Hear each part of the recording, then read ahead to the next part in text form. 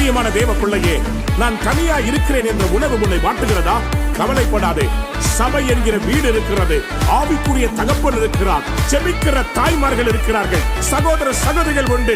It's a family. ஜெபத்தினால் கட்டப்பட்ட சபை இதுவே, குடும்பமாய் இணைத்த நல் வீடு இதுவே. ஜெபத்தினால் கட்டப்பட்ட சபை இதுவே, குடும்பமாய் இணைத்த நல் உறவிதுவே.